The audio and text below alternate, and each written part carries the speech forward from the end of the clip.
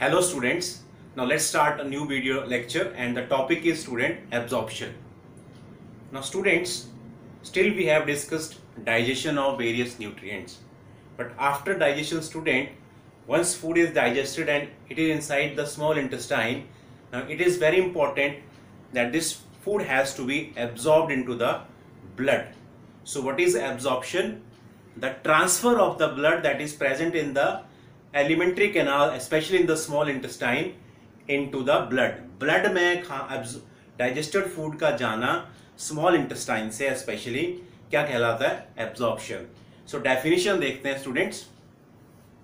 Transfer of digested food from alimentary canal into blood or lymph is called absorption. कुछ nutrients की बात करें, especially fats, digested fats जो होते हैं वो directly blood में नहीं जाते, तो इसलिए हमने lymph भी लिखा है, वो lymph में जाते हैं. So transfer of the digested food into blood or lymph is called, that is absorption. Now students, the principal site of absorption, main जगह कौन सी है जहाँ absorption होती है, that is the small intestine. कुछ और जगह भी रहती हैं जहाँ थोड़ी बहुत absorption होती है, that is, so other site of absorption are mouth, stomach and large intestine, but main site कौन सा है, that is small intestine. Students, let's understand with the help of table that I have drawn here that what is the role of mouth, stomach, large intestine and small intestine in absorption. So if we talk about mouth student, mouth absorbs certain drugs that come in contact with mucosa of mouth or the area that is present under the tongue, because that mucosa is in direct contact with blood capillaries. So I have written here that certain drugs coming in contact with mucosa of mouth and lower side of tongue are absorbed into blood capillaries lining them. कुछ दवाइयाँ देखी होंगी students, आपने सुनी होंगी जो mouth में disperse हो जाते हैं या माउथ में रखने को कहा जाता है स्पेशली डॉक्टर के द्वारा, बिकॉज वो माउथ में ही डायरेक्टली एब्जॉर्ब हो जाते हैं, because they directly come in contact with mucosa of the mouth और the area that is present under the tongue, because that area is in direct contact with blood capillary. So वहीं से वो दवाइयाँ directly blood में absorb हो जाती है. Next student, stomach की बात करें तो वाटर, सिंपल शुगर, ग्लूकोज वगैरह जो होते हैं और अल्कोहल, ये स्टमक से ही एब्जॉर्ब हो जाते हैं डायरेक्टली. और स्मॉल इंटेस्टाइन, जैसे हमने कहा कि स्मॉल इंटेस्टाइन तो एक बहुत ही बड़ा गढ़ है एब्जॉर्प्शन का, तो वहाँ हर चीज एब्जॉर्ब होती है, वहीं पर डाइजेशन कंप्लीट होती है हर चीज की. कार्बोहाइड्रेट डाइजेस्ट होके वहीं पड़े हैं, प्रोटीन वहीं पड़े हैं अमीनो एसिड की फॉर्म में, फैटी एसिड, ग्लिसरॉल वहां पड़ा है, तो everything has to go from small intestine into the blood. So क्या क्या चीजें, glucose, fructose, galactose, fatty acid, glycerol, amino acid, everything is absorb through mucosa into blood और लिम्फ. लिम्फ स्पेशली जो fats, digested fats होते हैं वो directly पहले blood में नहीं जाते हैं, वो लिम्फ में जाएंगे, इसलिए लिम्फ का यहाँ यूज किया गया वर्ड का. बाकी चीजें डायरेक्ट ब्लड में चली जाती हैं. Next, large intestine student, so large intestine is the main site for absorption of water, some minerals and drugs.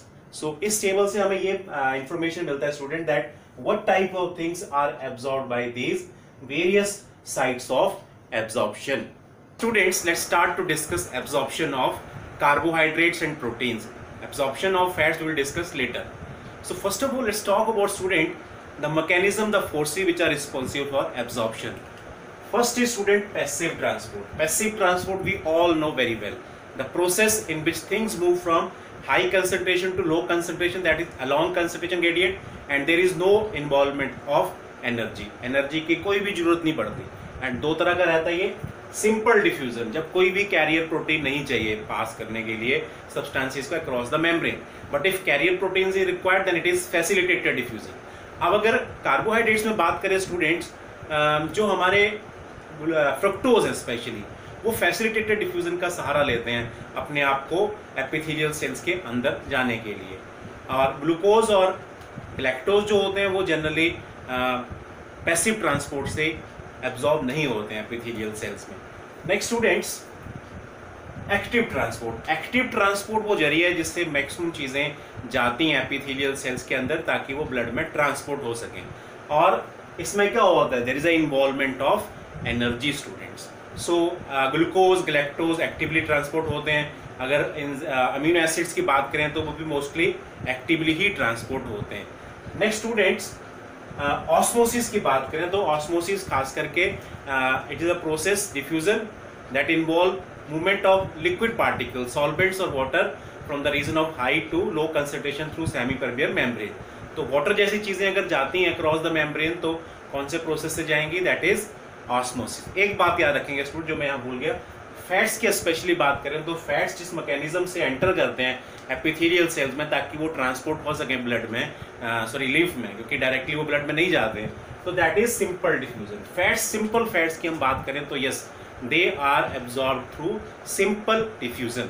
So now let's start student to discuss absorption of first of all carbohydrates.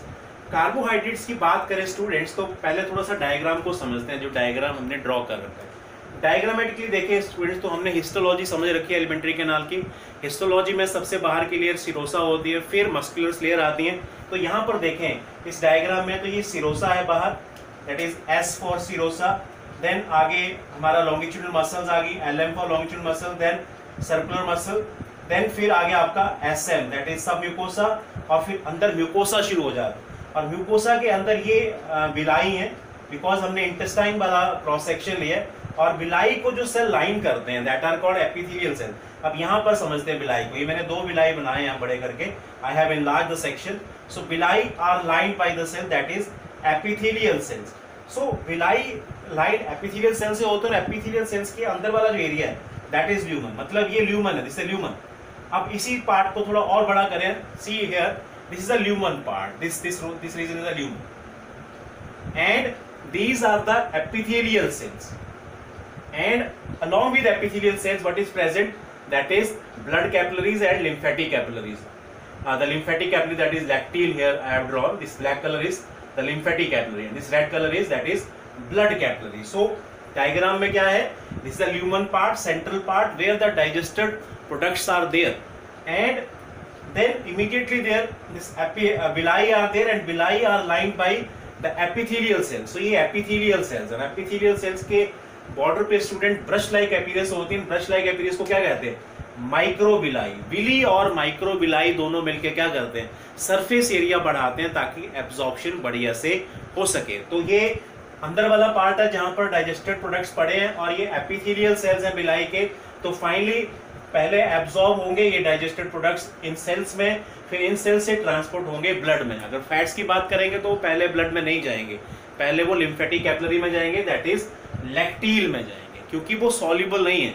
So first of all they have to transported into lymph. So students complex carbohydrates हैं यहाँ पर, पहले simple carbohydrates में convert हुए, फिर finally अब अगर ये ग्लूकोज और ग्लैक्टोज हैं तो ये एब्जॉर्ब कैसे होंगे एपिथेलियल सेल्स में, with the help of active transport. और जब अंदर पहुंच जाएंगे तो फाइनली फिर फैसिलिटेटेड डिफ्यूजन से ट्रांसपोर्ट हो जाएंगे किसमें, ब्लड स्ट्रीम में। तो एंटर तो करे एक्टिवली, लेकिन ब्लड में कैसे ट्रांसपोर्ट हो, with the help of facilitated diffusion. अब अगर ये फ्रुक्टोज है तो फ्रुक्टोज एब्जॉर्ब कैसे होगा, बाय फैसिलिटेटेड डिफ्यूजन, और ट्रांसपोर्ट भी ब्लड स्ट्रीम में कैसे होगा, with the help of facilitated diffusion. ठीक है स्टूडेंट्स, तो बड़ा इंपॉर्टेंट है समझना, एब्जॉर्प्शन में जो फोर्सेज इन्वॉल्व हैं ग्लूकोज ग्लैक्टोज के केस में म्यूकोसल सेल में जाने के लिए, दैट इज एक्टिव ट्रांसपोर्ट, और ब्लड स्ट्रीम में ट्रांसपोर्टेशन के लिए that is diffusion, facilitated diffusion. और फ्रुक्टोज की बात करें तो एब्जॉर्प्शन भी फैसिलिटेटेड डिफ्यूजन से हुआ, और ट्रांसपोर्टेशन भी ब्लड स्ट्रीम में किससे हुआ, दैट इज फैसिलिटेटेड डिफ्यूजन से। अब स्टूडेंट प्रोटीन्स पे आ जाते हैं। प्रोटीन जो होते हैं पहले अमीनो एसिड में कन्वर्ट होते हैं, फिर एपिथेलियल सेल में जब एब्जॉर्ब होंगे तो ये एक्टिवली ही जाएंगे। मैक्सिमम जो प्रोटीन्स होते हैं वो एक्टिवली ही एंटर करते हैं एपिथेलियल सेल्स में, और फाइनली फिर एपिथेलियल सेल से ब्लड स्ट्रीम में जाएंगे with the help of diffusion student. तो प्रोटीन में क्या हुआ, पहले एब्जॉर्ब हुए एक्टिव ट्रांसपोर्ट से, और फिर फाइनली डिफ्यूजन से किसमें एंटर करेंगे, ब्लड में जाएंगे। तो कार्बोहाइड्रेट की सिंपलर फॉर्म और प्रोटीन की सिंपलर फॉर्म जो होती हैं वो फाइनली एब्जॉर्ब होने के बाद डायरेक्टली ब्लड में ही जाते हैं। अब थोड़ा राइटिंग पार्ट देख लेते हैं स्टूडेंट। तो राइटिंग पार्ट में क्या है, एब्जॉर्प्शन ऑफ कार्बोहाइड्रेट्स में क्या लिखा है मैंने कि it is absorbed in stomach and jejunum.